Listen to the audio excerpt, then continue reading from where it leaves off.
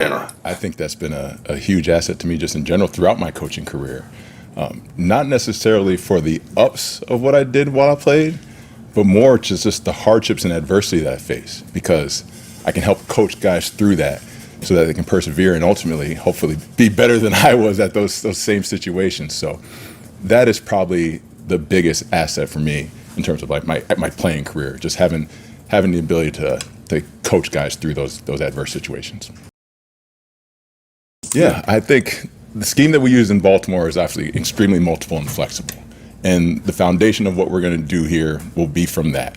But the beauty in that is a lot of the things that they've already done here that they've had success in, we're very similar there. So there should be a lot of crossover teaching. But I think in this league, it's hard to just pigeonhole yourself as one particular thing, because you're going to face different situations throughout the entire year, whether it's weather, injuries. There's a multitude of factors, and your scheme better be flexible enough to, one, adapt to the players and adapt to whatever situation you may be in. So,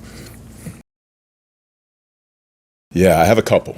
The first one is Romeo Crennel, right? He is a guy that obviously was very detailed in terms of techniques and fundamentals and what he expected from the guys. But more importantly, off the field, like, he was extremely calm in the chaos, right? There's a lot of ups and downs throughout the NFL season. You have some guys that ride the roller coaster. I don't believe that, right? I think when you do that, your players are going to react the same way. So I try very much to be the same guy every single day. And I really don't have to try. It's truly just who I am, right? And then just constantly making sure we're trying to get 1% better, which requires 100% effort every day. But I think as long as you're on that constant chase to get better, eventually you'll get to where you want to go. But my first is Romeo Crennel. The second one has to be John Harbaugh, right? In my short 3 years with him, I just saw how he walked and operated and constantly kept the pulse of the team.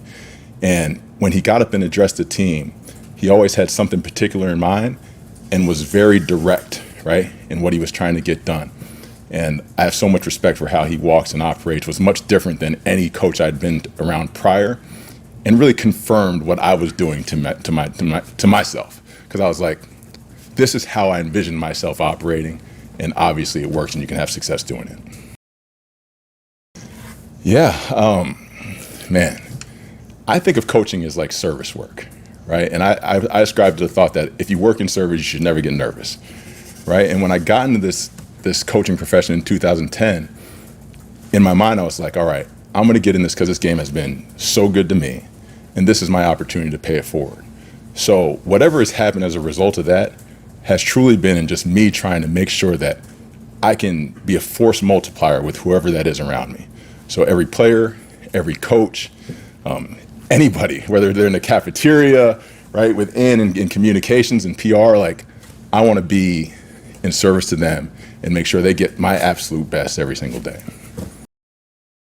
Yeah, there's a guy, there's probably multiple guys on every level of defense that you can get excited about, right? Up front, you got the Zach Sealers, Jalen Phillips, right? Bradley Chubb, Christian Wilkins, right? Gotta love watching him. David Long at the linebacker position, Javon Holland, who's an absolute beast and playmaker out there running around, and Jalen Ramsey, right?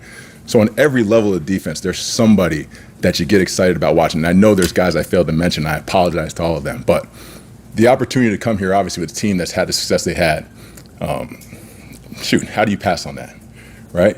Mike and that offense, they're going to put up points, right? That's definitely going to happen. And it's our job to make sure that we give up less points to the other team. And we plan on doing that every time we get out there. Yeah. One, try not to take a job when there's going to be a worldwide pandemic. All right, first. Two, like problems are gifts. Like, with all the adversity that we dealt with throughout that season, although we didn't get the results on the field we wanted, I felt like that unit as a whole always stayed together and fought their butts off till the bitter end. So I take a tremendous amount of pride in that. Now, what did I learn? I learned, one, problems are gifts. Two, you better be multiple enough in your scheme, like I talked about earlier, to handle whatever situation arises. Whether that's injury, COVID, whatever that may be, you better make sure that you have answers schematically.